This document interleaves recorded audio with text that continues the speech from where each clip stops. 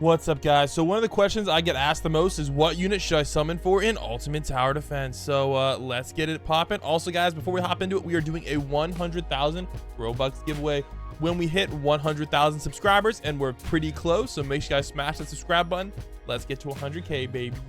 All right, here we go, guys. Let's get it started. Shout out to Jacko, Justin, and the Trello team for the majority of this tier list. Let's get it cracking. So let's go see what the official list is looking like. So first up, let's go over the buffs. So what buff units should you summon for first? Now I'm going to go with my personal opinion.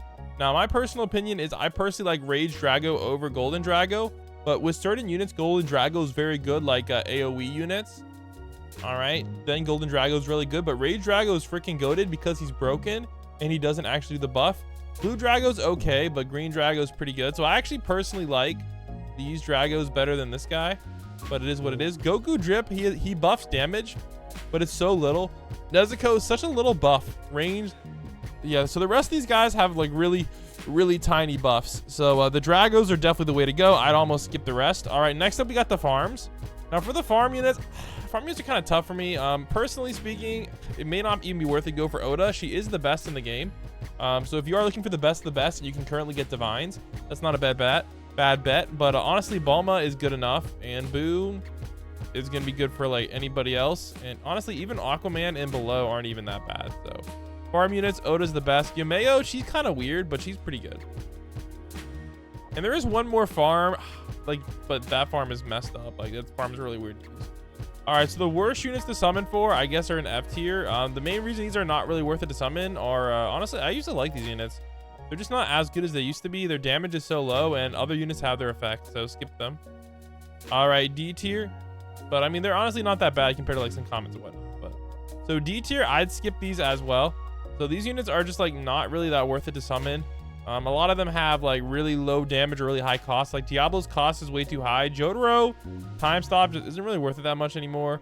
And the rest of these godlies, like you're kind of just wasting your money. Kaneki though, I don't know why he's this low. Kaneki's pretty cracked with his creepy tentacles, so I don't know, man. I don't know why he's just like that, but I guess he's just not as good as the rest of them, which is fair. All right, C tier, these ones you might want to consider getting. So like these guys are okay. They're not gonna be like completely cracked out. Some units I actually like here are Colossal Titan.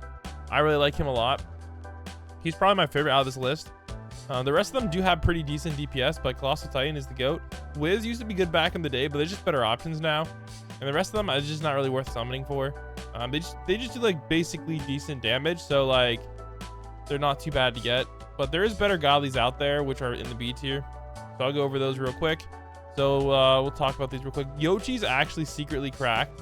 I was talking to one of my friends, really good. Anya is busted OP, insta kill based on a percentage chance, really good. Thanos insta clears waves, depending on which mode you're in, very good. And I guess this brings us to Denji. He's just not that good of an ultimate, apparently, B tier. Gato's not that bad of a divine. And then Dr. Cold is freeze for legendary, which is pretty sweet. And Toga has insta kill as well if the percent is low enough. So Toga is probably S tier for me. One of the best units in the entire game. Can theoretically do technically infinite damage. Ori has a really weird buff on her, so she's not too bad. All right, A tier.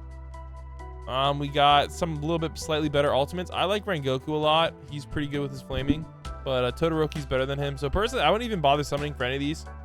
They're just better units to go out for, and I'd personally go for Evos over trying to get one of these.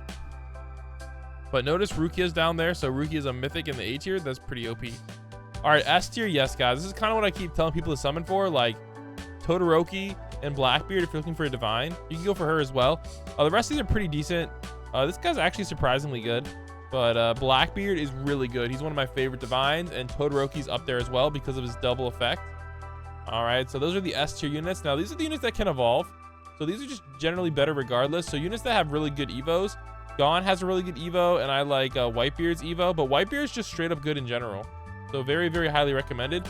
And the rest of them all obviously have like really good evos. However, you do need to make sure they are shiny. That is the one thing about evos in this game. They got to be shiny. So these are your go-to bets for that. Personally, I use Adult Gon and I use Whitebeard a lot, but some of the other ones are pretty good. Sung Jin Woo's pretty good if you're doing infinite mode. Zoro's not bad at all. Broly's pretty good. So there you go, guys. These are units that can evo, so obviously you want to get them and evo them if you have the time to do so. So there you go, guys. Those are the best units that are currently obtainable in the banner. So stay tuned later. Once they release the other list, I'll get it popping. So I'll catch you guys in the next one. Peace.